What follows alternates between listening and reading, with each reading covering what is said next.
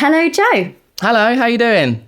I'm good. I feel like it's been a lifetime trying to get you pinned down for this recording, so I appreciate your time so much. You're a dad of 3, 4 on the way. How did that happen?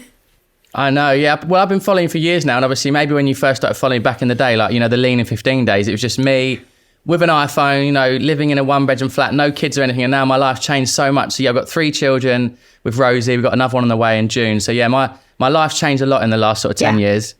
But I do think, like, when you look at your journey, so obviously I think I can relate to you in a way. You graft, you work 24/7. It's pure hard work and graft that goes into obviously what you have built in terms of the amount of people you're now able to reach and help, which is very inspiring.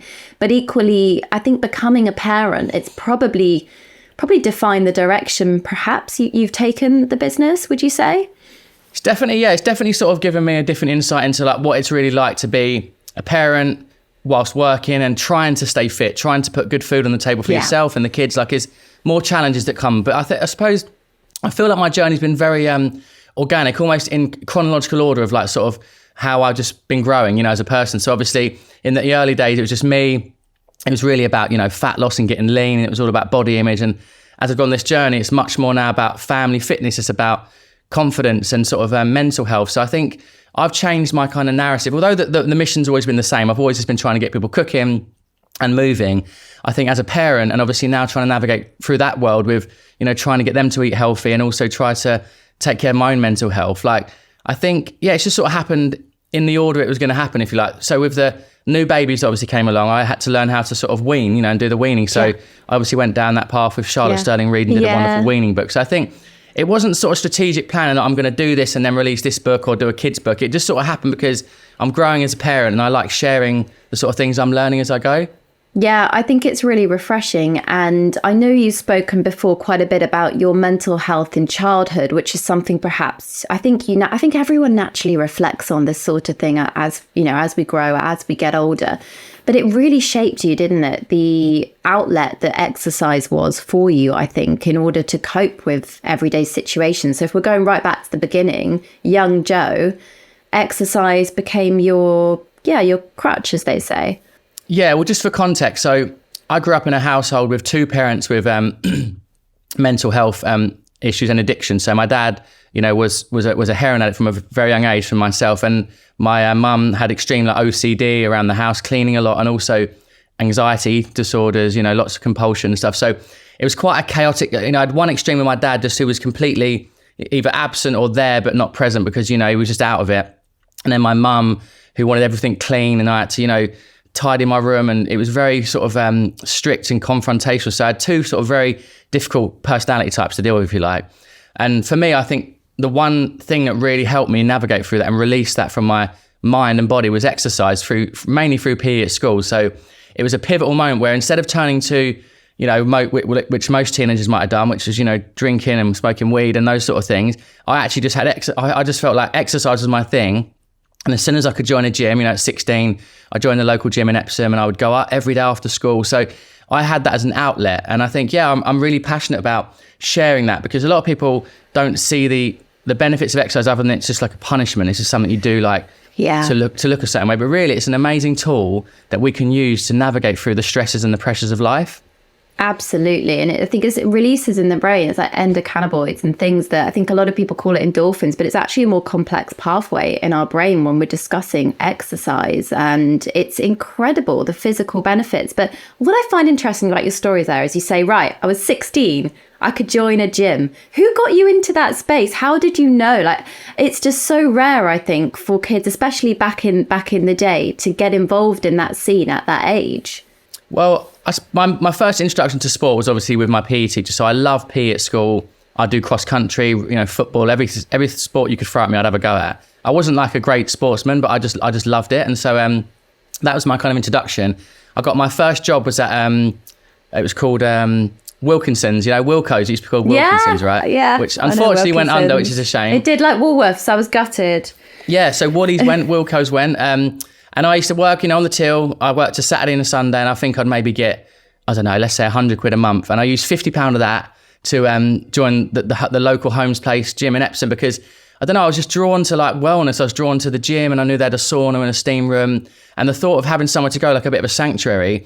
So I'd finish school at say 3:30, 4, walk into Epsom, straight to the gym, and I'd be there, you know, doing my, I'd spend hours in there. I remember I didn't have a clue what I was doing. I didn't have like a men's health magazine or any kind of clue about what to, you know, put in my body or how to exercise. But I just sort of went along, did my bit, and I tried to sort of, you know, build a bit of muscle, because I was very skinny as a kid as well. So I was quite self-conscious. I definitely had an issue with that, like wanting to sort of build and change my body a little bit. I mean, as a young male, I think, speaking about body image, it's such an unspoken narrative that females are so aware of. But the fact that you just mentioned you were quite aware, you were quite slight in frame, and that you went to the gym. Do you think there was also a part of you in your mind that was aware of how you looked at that young age? Yeah, I've got memories of like my brother Nicky, like my older brother. He's 18 months older than me. You know, he used to call me skinny and skinny legs. And I remember like it had a massive impact on me, because I always felt like I was way skinny and way smaller than I should have been for my, you know, when I look at other kids my age that were like sort of seemed to be growing. So for sure, it was instilled in me at a young age that I wasn't quite, I don't know, masculine enough. I wasn't as muscular enough as I should be. And it didn't like damage me, but I definitely think it drove me and motivated me to try and lift some weights, try and sort of see if I can sort of change the structure of my body. But I think, you know, you're talking about, that was one person, right? That's just my brother. But now with social media, you wake up and you see the perfect physique on like 18, 19, 20-year-old guys, and you think, well, that is what men should look like. So I think the pressure now must be even more intense, because you're constantly bombarded with images of the perfect physique for both men and women, which is such a small percentage of the population, right, that will ever look like that. And so, yeah, I'm sure that the pressures to be a young teenager now are even more intense, and I imagine that's leading to a lot of body dissatisfaction in young men. Yeah, and it's quite worrying. I mean, I'm a mum of 2 boys, and I do think about this sometimes growing up. At first, I thought, I've got 2 boys. I don't need to, you know, worry as much about social media, but I do. It's equal. And I think that's something that we need to bring up, and we do need to have discussions around, because it's not healthy to absorb that level of abnormality every single day, because like you said, it's probably 1% to 2% of the population. You know, I've worked with these people that come out of these TV shows where they're completely ripped and then they come out, but to get to that point, they had been doing these dangerous fad diets. It's unsustainable. Their digestive system is messed up when they get out, like completely messed up. And it takes us a good 1.5 years to recover and get everything back up and running again. So do you encounter a lot in the talks you do in schools? Because one thing I love, Joe, is that you do so much for the future generations. And I'm guessing that kind of comes from where you found yourself looking back as a young male. But do you find people coming up to you and opening up to you and talking to you all the time about their insecurities about their body image or their health? Well, when I do the school visits, I mainly visit primary schools, because I've found that with the secondary schools, they're already very disengaged from exercise. They're not as kind of, they're very self-conscious. So I know instantly for a fact that they're probably feeling a bit self-conscious about their bodies. They're probably not as, you know, as active and a bit more sedentary with the technology that's obviously competing to get our attention. But I think with the young kids, I don't really talk about sort of body image or body weight or even food. It's really just about the movement. I say, right, come on, guys, let's do a workout. Let's pick up our energy. And I really ram home the message around the mental health and the mood boosting benefits of exercise, so that if they are children that are living in difficult, difficult situations at home and they've got challenges, that they know that they can actually use exercise as a coping mechanism. So it's very much focused on movement, energy, mental health. But yeah, you know, I'm very passionate. You know, I've obviously got kids, and I'm passionate about the food I give my kids, and I want to share that with everybody else. But some things are very difficult to talk about. Like some subjects are very triggering, like with sleep, whether it's about feeding children or helping children, you know, lose weight or be active. It's very difficult, because so many parents, of all parents, care and love their children, but sometimes it's very difficult, the situations they've got in their own life or their own mental health. So, you know, you've got to be very sensitive when you're talking about certain subjects like that, I think. Yeah, no, you're completely right. But I think that's really great. I think it shows you have a good responsible, you know, hat on you, because there is so much nuance and there's so much that we cannot possibly understand how to convey. And one of the key messages I was always told from my training was never discuss body shape or weight. Try and, like you said, just keep the focus on something positive, something they can do at home, which I love. Now, as a male influencer, just to talk on this side of social media very quickly, as we're kind of on the topic as well, what have been the biggest hurdles that you have had to overcome? Because I know that I think, so just personal opinion, sitting on the sidelines as a female health professional, I see a lot of kind of bravado between high profile male Instagram accounts and TikTok people. They're not scared to kind of call people out, and they're quite vocal, I'd say more so in a direct way. How have you managed those types of challenges being put on that pedestal? Well, you'll notice from seeing me over the years, I've never got involved in that stuff. I've never been someone who reacts to these things.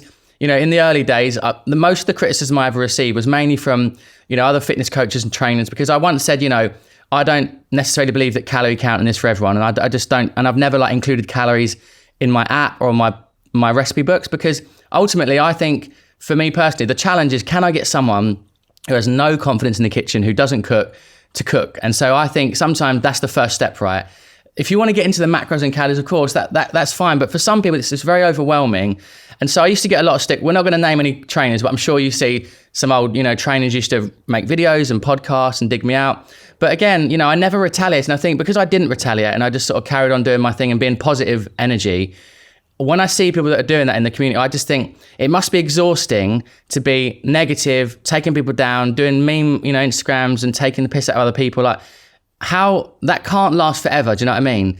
And I do think that the reason my channels have grown and I'm still going after 10 years is because I've got a really consistent message, a very positive message, so that I make you feel welcome, that I don't alienate foods, I don't demonize diets. I just say, look, there's no perfect answer to this, but come along with me and I'll give you a little bit of motivation. I'll give you a little bit of, some tips on some recipes and some workouts. But yeah, I see it all the time. People that are popping on social media, then there's instantly a wave of people trying to take that person down and ride off their content and ride off their name. And I see it all the time, and I don't necessarily agree with it. And that's why, although I'm in the fitness space, I've never really considered myself as a fitness professional within that world.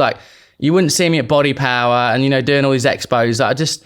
It's just not really my scene. Whereas I believe that fitness should be accessible, and I think that social media should be used in a positive way to build a loving community, as opposed to one that's fueled purely on negativity and viral clickbait and stuff. It's just draining. I can't even deal with it anymore, It is beyond draining. Well, thank goodness you are there, Joe, because it does mean people can actually feel included. It absolutely drives me up the wall. I'm not even going to go into that anymore. I think you executed and just explained that in the perfect way. And I couldn't agree more with the sentiment that you've just said, that we're there to help people. And I think if people have a core message underneath what they're delivering and what they're doing, it will come across and it will last the test of time, rather than, sadly, look, guys, everyone listening, trends come and go. You know that if you listen to Food for Thought, there's always a new trend. I think we've seen so many of them. And in the fitness world, Joe must witness all of those as well. Now, balancing life, Joe, between the US and the UK, they are two different worlds. I want to know, first of all,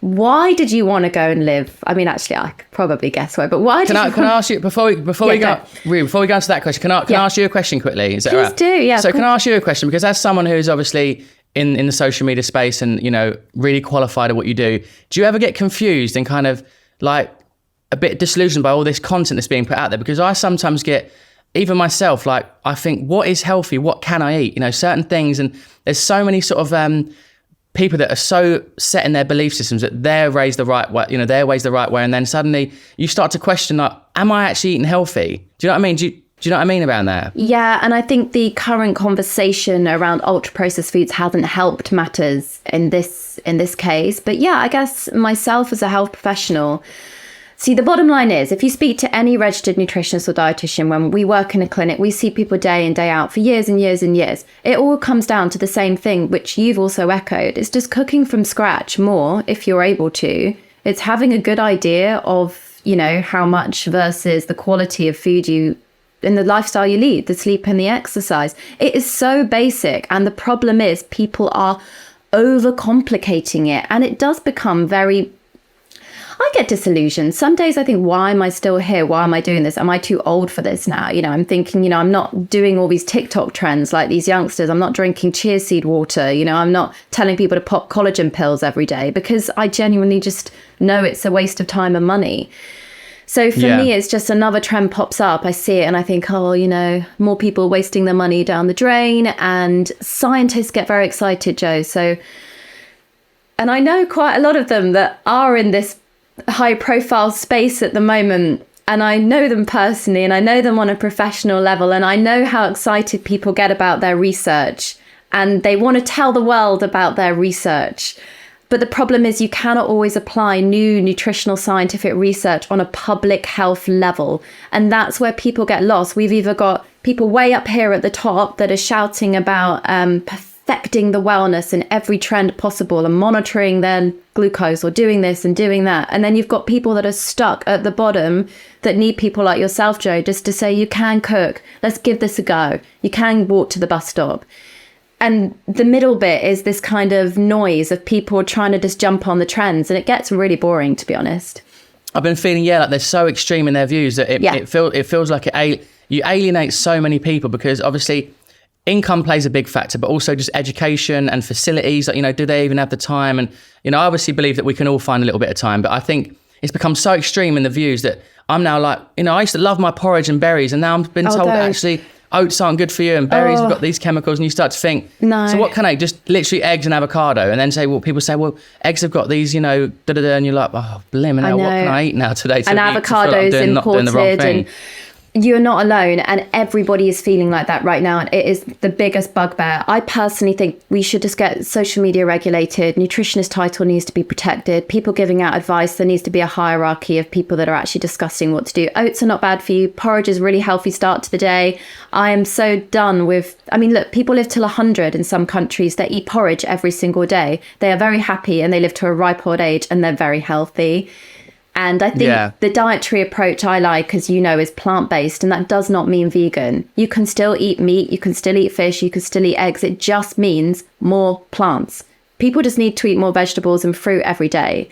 And they need to forget about all this other, you don't need to be carnivore, you don't need to be vegan, you don't need to be anything. You just do you, but just try and make sensible choices, which is, why I love what you're doing, Joe. But I do think it must be really confusing. And going back to the subject of, you living half in America, half in the UK, does that confuse you more? Because you obviously go to America and you must see these, I'd love to go, but see these incredible, like, trending juice bars and these places where people are putting these magic potions into drinks. And then you're thinking, do I need to buy that? Is it more prominent over there than it is over here? Yeah, listen, imagine the ultra processed food economy system here and then times it by 1 million. It's unbelievable out there, every single shop is full of snacks, and there's like 1 million types of snack bars. There's 1 million types of energy drinks and greens powders. And so, it's I just feel like all the money at the moment is being pumped into these kind of supplements, pills, shakes, because people will always want that shortcut. So where there's that will and a demand, they'll always be pumping so much investment into it. And there's some healthy food there. Like, I obviously spend my time in Santa Monica and Venice Beach, so there's a very wonderful health scene. There's a lot of plant-based and vegan restaurants, which are also nice. But in terms of the actual supermarkets, whether you're walking into, like they call it, there's a Gelson's or there's Trader Joe's or Whole Foods or Erewhon, they're all full of the same stuff, just branded differently. Organic honey O's, gluten-free, and it's like your mind just melts, because when you actually look at the landscape, you realise there's one aisle of vegetables, one aisle of dairy and meat, and the rest of it is 95% ultra-processed, like long shelf life packaged stuff. And what breaks my heart is that, like, it doesn't matter what your income is. I really believe that people are all buying the same stuff, just in different formats with a different brand, because ultimately it's quick, it's convenient, and we've been told that, this is what healthy food is and this is what we need to give our kids. But it's like, it's so overwhelming and it's so abundant and so in your face that you just it's almost like we don't have a choice. You're just going to end up buying it at some point through the day because it's everywhere, every touch point, isn't it? From going to the petrol station to, going to a hospital, I was even going to, on a plane or a train station. It's like, what are your options? If you don't carry and prepare your own food, what are our options? And it's normally ultra processed foods. I know. And it's a very nuanced conversation because obviously, like you said, budget does come into it in a certain factor. As we said, it's the environment you live in. It's where you live. It's how much money you have. It's the education you have on the choices you make. Like, I know it is cheaper to cook from scratch, but lots of people think it's cheaper to buy a McDonald's. So we're looking at this kind of debate here. And like you said, again, with ultra processed foods, they are everywhere, but not all of them are bad. So it really is, I'd rather you buy a ultra processed vegan burger with beans and pulses that's been made into some kind of burger pate and frozen than buy an ultra processed McDonald's burger that had been frozen. I'm using that as a brand example I know I can name without getting in trouble. So those are the things that would be in the freezer, and there are different choices you can make. But this is government level, Joe. The problem we've got is, like you said, people are brainwashed. So it does frustrate me, but sometimes they have to learn on their own, and there's nothing we can actually do to change people that believe carnivore is the only way, or believe vegan's the only way, believe that we can't change these different camps on the internet. You just stay true to your message and try and get the people in that we can have that little bit of positive impact in. Interesting analogy with the Whole Foods packets, I have to say, because your new book as well, Fitter, Healthier, Happier, that's targeted, isn't it, at reaching more younger people, you know, getting an audience into seeing the happiness in food, seeing the happiness in exercise, because it's quite depressing right now, actually. To be honest. Yeah, well, it's a lovely book. It's a non-fiction children's book aimed at kids between sort of 6 and 12 years old. And it kind of takes you on a journey through the body and mind. So, you know, about learning about the systems, you know, the muscles, the bones, all the kind of respiratory system. And then like taking you through a journey on nutrition, like what's you know, how does food affect our diet, our you know, our gut, our moods. A nice, gentle kind of introduction to that. And then the final section's about like knowing your mind. So like dealing with feelings of anxiety or stress, and teaching children of, you know, very gentle sort of breathing techniques or a little bit of stretching or exercise, just to kind of, again, teach them that they can shift their mind so they can change how they're feeling.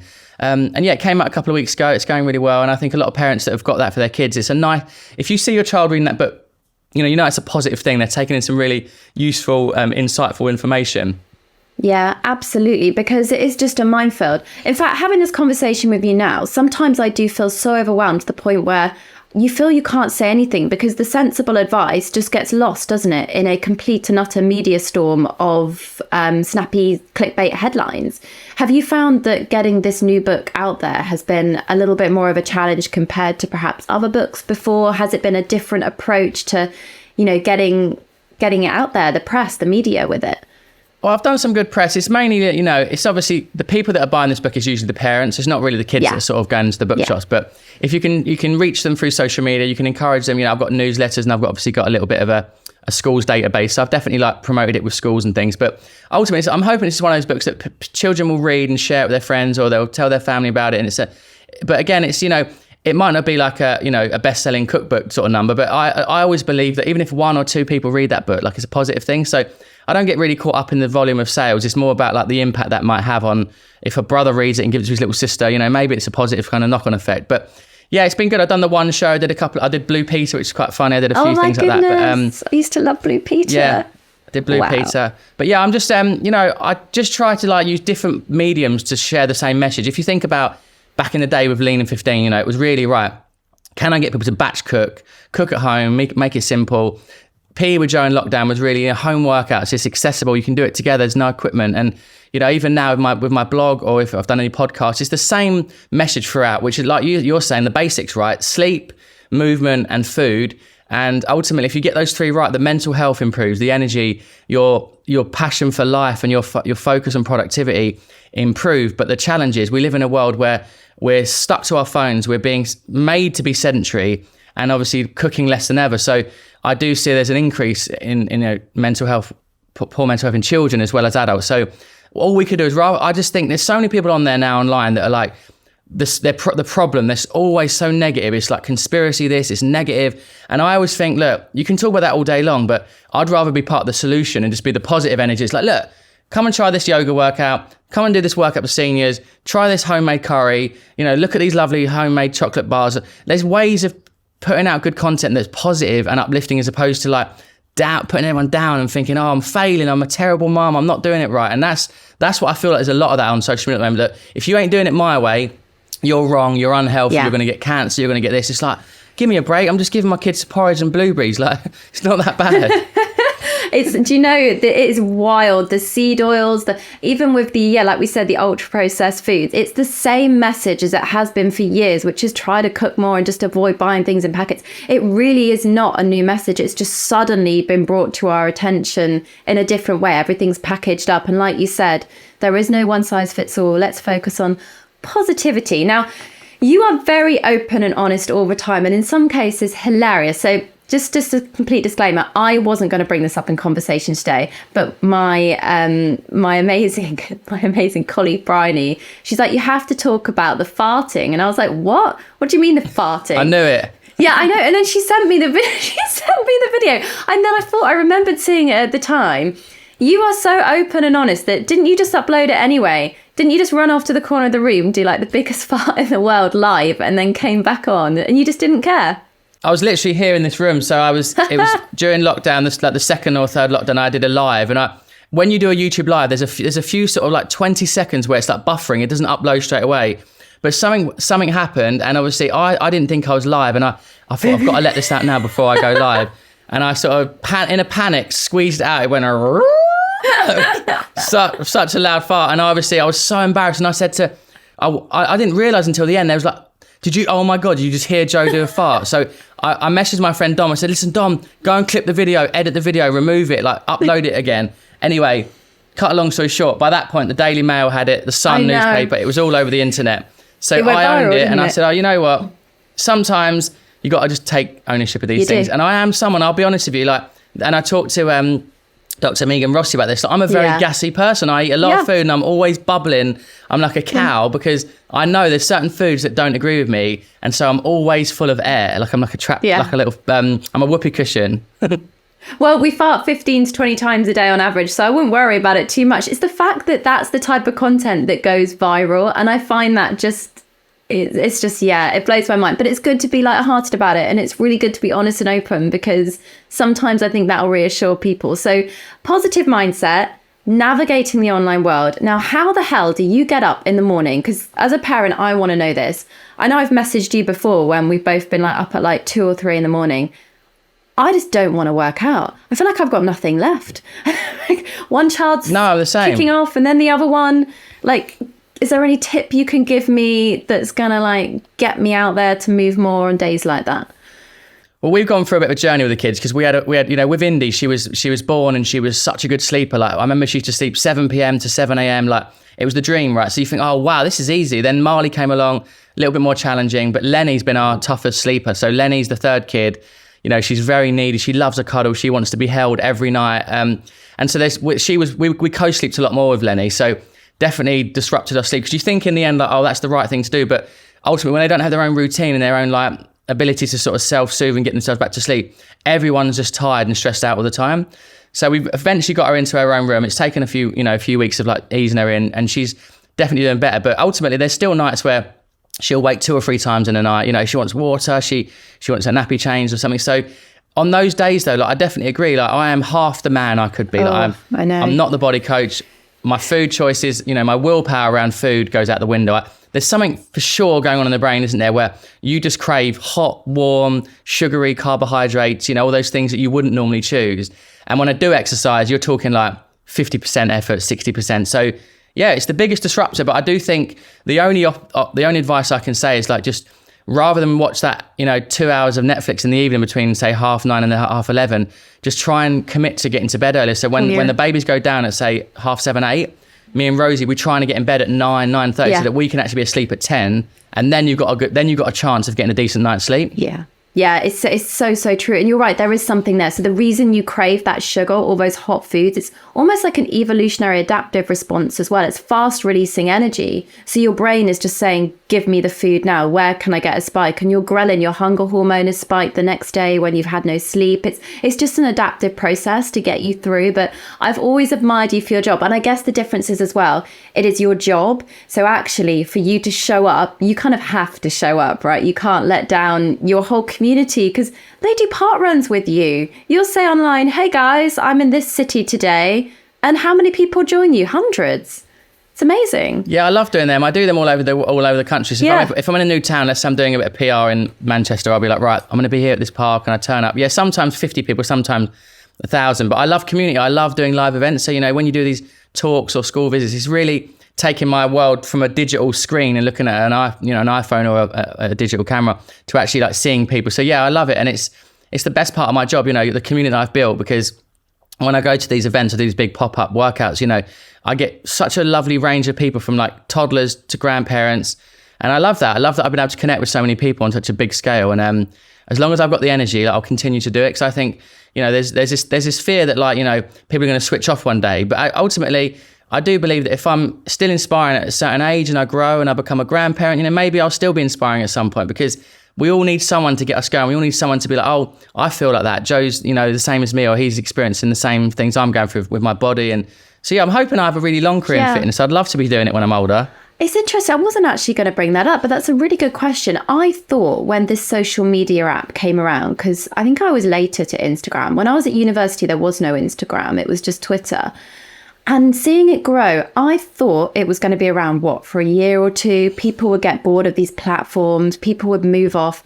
It looks like they're kind of here forever, which is kind of an adaptation that I don't think anyone foresaw. Have you ever thought about how you're going to be online in like maybe 10? Are you going to be online in 10, 20 years? Isn't that mad? Yeah, I don't know. I mean, I've always thought that, like, social media is such a positive thing, because I've always loved building community. And you know, when I think about, I always say to my brother Nicky, like, I didn't set out to build a company. I set out to build a community, and I just loved sharing content. I loved sharing workouts and recipes, and it was a buzz. It really was a buzz. But yeah, I never imagined it was going to lead to a career, book deals, and all that sort of stuff. But I think if you use it in a positive way, you can have a really positive impact. So I obviously share lovely like messages from people that send me messages that might have been just doing my YouTube videos from afar for like 2 years, and they say, look, I just want to say thank you. And so when I get those, I share them, because it can also take another person who might be feeling a bit down or a bit flat, and maybe go, oh, you know what? Look, they had mental health issues. They were feeling really, really down. And so I just think there's this really nice ripple effect that social media can have. But I don't know. I like to think that I'm not going to have a phone in my face forever. I sort of use it, but I also know that I really am quite happy when I'm not on the phone, when I'm in Santa Monica, or I'm at the farm, or I'm away for the weekend, and I'm just literally like a normal dad off my phone, being with the kids. So I sort of have a love-hate relationship with it. But I still have a lot of energy for the people that I communicate with. And so I just think, just keep doing it until, you know, you fall out of love, or you feel like you've got no energy for it. But I still think I'm making an impact. You know, I'm having a positive change on people's lives. So, but who knows? I don't know where I'll be in 20 years. Yeah. It's a hard question, that I only just suddenly thought about it. But how do you manage as well a 4-day working week? So I love the idea. I think that's an amazing idea for your team. And you found a lot of success with it. Does it work with you? Because obviously you homeschool your kids as well. I just want to know about how this whole dynamic of homeschooling, country hopping and work kind of gels. Yeah, so we are here most of the time. We're here like 9 months of the year, but obviously we have a place over there. We go there for like 3 months of the year. So that's my downtime, where I'm not really known there. Like, I can just be completely anonymous. Like, I can just be on the beach, like in my shorts, and, you know, it's just me and the kids. It's quite lovely. But yeah, I suppose the homeschooling is amazing, but it's challenging. It's not easy. Like, you know, there's me and Rosie, and we've got 3 kids. So you've got Marley at a different level. Indy's obviously like key stage 1 learning. And then you've got the little baby who's just climbing around. I call her the mountain goat, because she climbs everything all the time. Like, she's never on the floor. She's always on a higher surface. But yeah, you know, it has its challenges, but I think it would be very difficult to do it on your own. I think because I am at home a lot, you know, I can take Indy and do a couple of things with her. Then Rosie might do, you know, some subjects. But yeah, it's the choice you've made. I don't know if it's a forever choice, because Indy's only 5, but because of the life we love to travel, we like being together essentially. I just wasn't ready to sort of give that up straight away. But I think there might be a point where we go, you know what, maybe now we're not at a level we can teach her and keep her up to a standard that she would be if she was in school. I think we'll either get a tutor, or we'll put her into school again. But yeah, you know, it's mad. It's just a juggling act, isn't it? And some days you're an amazing dad, but not great at work. Other days you're amazing at work, not the best dad. I just think it's going with the flow and not putting pressure on yourself to be perfect every day. And supporting women. So one thing I think that a lot of women as well that are your audience, which is probably a very large percentage, feel very comfortable because they can see how you support Rosie and the family. Now, has it been almost eye-opening, obviously, seeing your wife become a mother, seeing the transition that women go through? Has it been quite a wake-up call, or a nice way of seeing the balance in society? I'd love to know your thoughts on a male perspective of what females go through during this like motherhood transition time. Yeah, well, I've obviously my mum was basically a single parent, and I was one of 3 boys, and I was the middle one. I was the naughty one, bit of a troublemaker. So when I look back to like how much stress I must have put her under, and how, you know, how amazing she was as a mum. She wasn't always the most patient mum, but she loved us, and she always looked out for us, and she cared for us a lot. And so I think that love anchored me in all the chaos. I just always felt loved. But seeing Rosie, obviously when I met Rosie, I was in love, I was infatuated with her, and I'm just in love with her as a person. But you don't know what they're going to be like as a parent, because it's only when you're really tested and your patience pushed to the extreme and you're under this pressure that you realize, how do people react, and how are people with, when it comes to nurturing and being maternal. And what I'll say about Rosie, she's very naturally maternal. So I've learned a lot from her around patience and being calm and just interacting slightly differently, because my mum was a bit shouty. And so I'm from that kind of mindset of like, it was just screaming and shouting is the way to deal with it. But now I'm learning to do that differently. And I think I've learned a lot of that from Rosie. But yeah, she's amazing. She's a great mum. And she I say to her, like, are you happy being a parent? I think for her, she was very independent, because before she was a mum, she was, modeling and traveling the world and whatnot. And now she's a mum, but she's really happy. She's really content, just like being a homeschool mum. And she likes being there, and she obviously gets stressed out, and I get stressed out too. We all do. But ultimately it's a team thing. That being a parent is a teamwork. It's like, it's never a one person job, I think. And as long as you're kind of aligned in your views and your kind of expectations and goals, then you can kind of get on without too much conflict. That was really beautiful. But I hope Rosie listens back and she hears those lovely words, because it's true. And actually, I think relationships are most definitely tested the most when you have children. There is no way sleep deprivation, and you're focusing with an immense amount of pressure. I mean, I've got 2 children, you've got 3 and 4. I think it's incredible. You have to be a good team. So, Joe, I've got loads of questions from our listeners, and I want to get them in while we've got the time, because you're a very busy person, and I want to pick one we kind of haven't touched on. So we actually haven't gone into food as much as I'd have wanted in terms of what you like. So Alexander has said, can you share your favourite quick and easy meal to prep for people that are super busy? So that's, have you got any top 3 go-to meals that you quickly whip up with the kids, or? Yeah, I'd say my top 3 meals, number 1 would just be anything with like some eggs. So either like an omelette or some scrambled eggs, or little like, breakfasty sort of egg muffins. I think they're great to have, because energy, they're quick, they're kind of, you can eat them cold as well, and that's, or you could reheat them in the microwave. So that's a nice thing to have. Second thing probably is a stir fry. Like, I love making so I'm quite lazy. I buy the big bags of mixed stir fry veg, throw that in the pan, maybe with some chicken or prawns, and then I'll just add some, soy sauce, a little bit of sweet chili sauce maybe, and then just some noodles or rice. So just things like that really are sort of 12 to 15 minute meals, super quick. And the third thing, I'm into curries. I like using coconut milk. So either curries. A tin of coconut milk or a tin of chopped tomatoes, because then you can go either way. You can go sort of Thai green curry paste, or you can go, korma, or you could use like, mild curry powder. I just think flavour is important. And I'm not someone who's making homemade paste. Like, I'm fine store-bought, Thai green curry paste or store-bought harissa paste, because these are the things that give lots of flavour. Yeah, they got a few probably cheeky oils, and they're not pretty amazing all day, every day. But you're talking about a couple of teaspoons a few days a week. So I'm really not like anti-UPF. I just think it's about moderation sort of thing. So I'll make a Thai green curry or a little sort of Indian curry. And yeah, just like, I like making these homemade naan breads at the moment. Like, we just with yogurt and flour. Have you ever tried that? Yogurt and flour, make these little flat breads. Well, I've actually made the unhealthy version of the kind of delicious, like donutty type things with yogurt and flour. I haven't done naan. Yeah, well, Jamie Oliver showed me. I was watching one of his shows, and I just I thought, I'll give that a go. And it's like little flatbreads of just flour and Greek yogurt, and they taste really yummy. And I have to say, in terms of, like you said, the curry pastes and things, the plant points you get from that far outweigh any teeny 1.5% of any extra preservative you might have in that curry paste. And this is the equation that we have to discuss. I would rather you cook a curry from scratch with a shop bought curry paste than buy an actual curry that's made on the shop shelves, because you're looking at that percentage twist. They are great meal choices, delicious. Lucinda has said, have there been any real struggles behind the scenes with your business that you've encountered? Oh, that's a good one. Well, yeah, my business has changed so much in the years. It used to be just me and a few support coaches doing emails and sending out PDFs. And now it's a proper, it's a tech company, right? So there's 30 people. My brother Nicky's the CEO. Yeah. I think the biggest challenge is probably, been hiring and also letting people go, right? If they don't quite fit culturally or didn't work out. And that's something that me and Nicky find difficult, because we're quite sensitive. We're very emotional. So when there's the gas that's coming out from the It's coming out. It's not coming out of Yeah, the bum. but you It's burping. literally, you had to eat just before you came on, didn't you? That's your digestion for you. So yeah, you know, letting people go, like, you know, people that you've had friendships with and that aren't necessarily right for the business or the company. Like that's, I think the biggest challenge is that. But we always take care of them. We always make sure, you know, they're happy when they leave. We never want anyone to leave thinking like they weren't taken care of. So as a culture, as a business, we really care about employees, and that's why, you know, we do the 4-day work week. We do the you know, we have, you know, 1 hour a day for exercise, 1 hour a day for food, for lunch. So we have a 2-hour like break where they can literally go and do a workout or go for a walk, and little things like that. We genuinely care about the wellness of our staff and our team.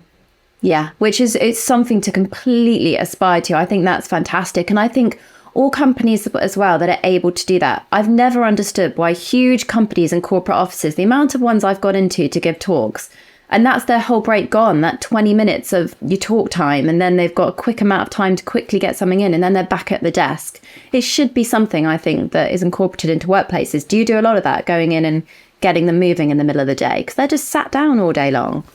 Yeah, I've done a few corporate talks, especially during like lockdown. It was mainly remotely, but no, I mean, I'm talking within the business ourselves. Yeah, well, there's 30 of us, and obviously we encourage it. We say, look, you don't have to go to the gym. If you want to go for a walk, get some fresh air, like use that time, because when you come back, you know, you're going to be in a better position, in better mental health space. So I think sometimes you can say it, but you've got to really mean it and promote it. And we do obviously like lunchtime walkie-talkies, or we go out for like group walks and things, and just getting out of the office, getting some fresh air. It's really good.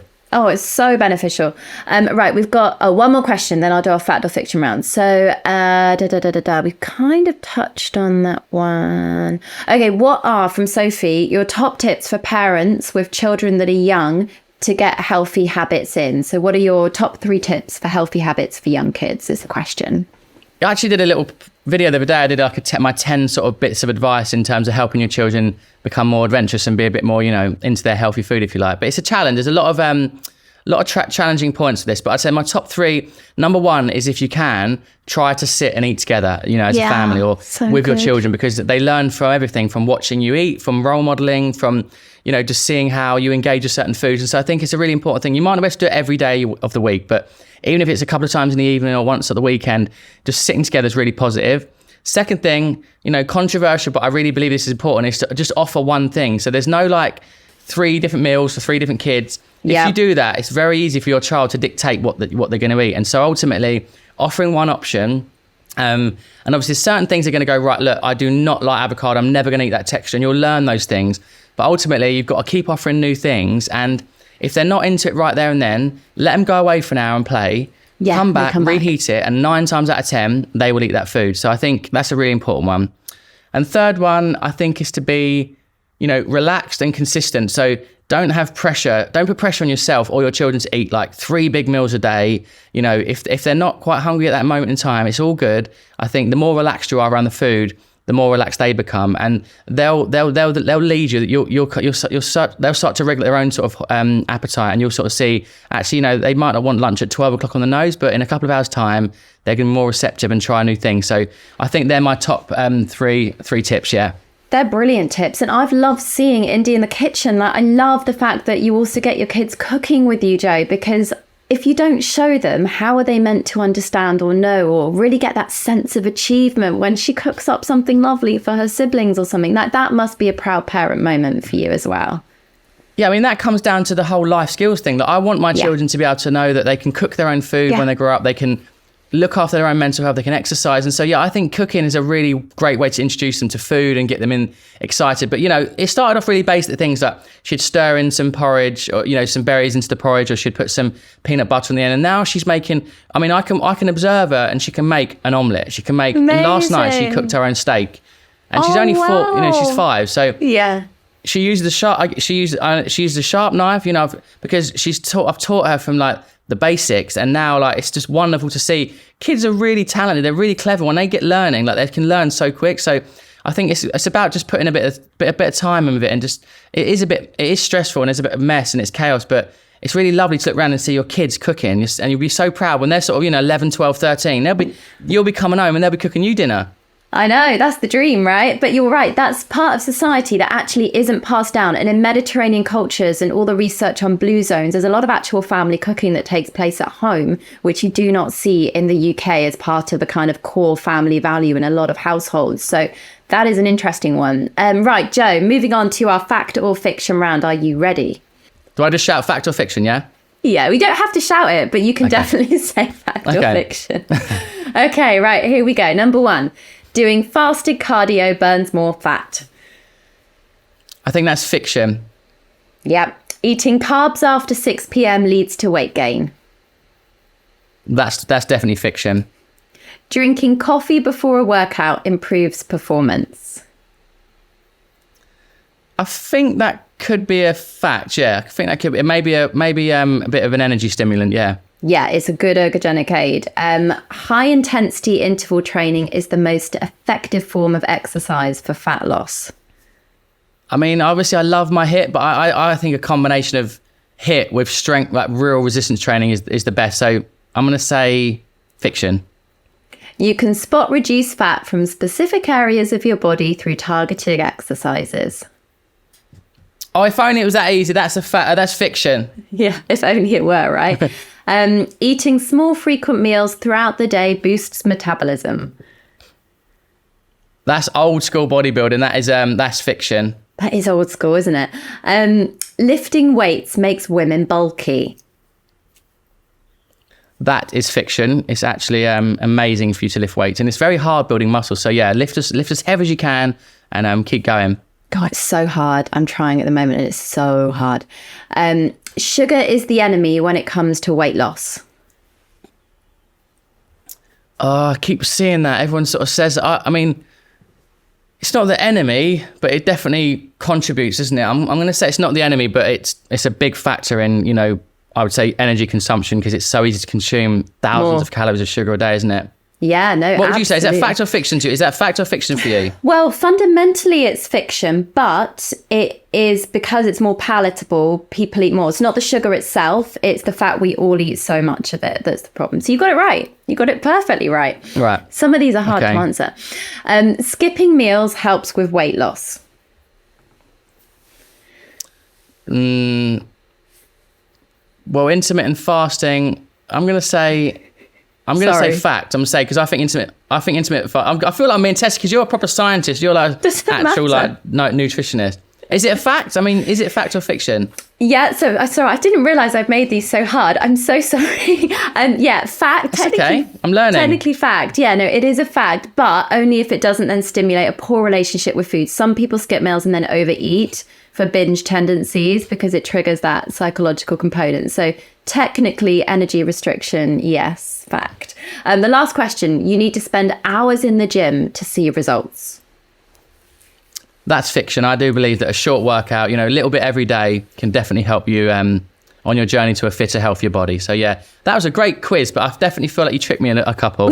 Sorry, some of them are so nuanced, but that's what I love about it. You should see when we get the scientists on the podcast and they cannot answer fact or fiction. They're like, I don't know how to answer this question, but it sparks questions. And this is what shows we're all unique, Joe, because there is no one size fits all. And that is wrapping up today's episode. And it's actually quite gutting because there's so much to you that we could cover. And for me personally, there's so many angles I wanted to go in terms of being a father, that element of things, managing the business, because I know firsthand that behind the scenes, having any sort of business yourself is a lot of work. Getting to a position where you are now, it doesn't happen overnight. And I think a lot of people will look at you, Joe, online and think it's kind of like an overnight success story. And I know you tried to say a lot, look, this is where I started with my boot camps, and there's still perceptions that I think people get online, but behind the scenes as a family man and, taking on a lot of those responsibilities shared equally with your wife, that it's a lot. So we always finish with a food for thought, Joe, at the end of each episode. And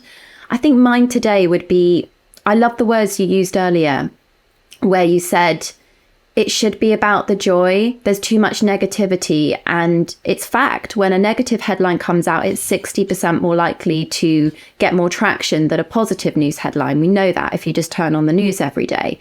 So let's try and make a change. Let's look at what Joe's doing, try and get some positivity in. I'm going to try now at bedtime, just to even switch on a bit of yoga instead of just sitting and watching TV with my laptop every night, we can all make a small difference. If you had a take-home message, Jo, for everyone, it's very hard to pick one, but just a food for thought for everybody listening today, what would it be? Well, I loved your food for thought. And also, I've got an idea. Why don't we let this one roll, and then maybe we could do a part 2 in a few weeks' time or something, or a couple of months, yeah? I would absolutely love that. We'll get into it a bit more. There's so many areas I think we need to scratch the surface of. And I was actually wondering as well, while I've got Jo on the podcast, perfect time to ask, I'm going to try and do something on a government level in the next few months that I'm preparing behind the scenes to do something on the nutrition food landscape. And I know a few others that Jo probably knows doing this. And we need a voice like Jo Wicks to help us get this campaign out there. So if you're able, Jo, I know you have no detail on it, so you can't exactly just say yes, but would you be able to get behind something that means helping the kids and everyone with a healthier food landscape? Yeah, send me a DM and let me know more about it and stuff. I mean, I know Jamie's working with obviously with some stuff at the moment, but yeah, we'll have a catch up offline. But I didn't do my food for thought, did I? You didn't finish it. Finish the food for thought.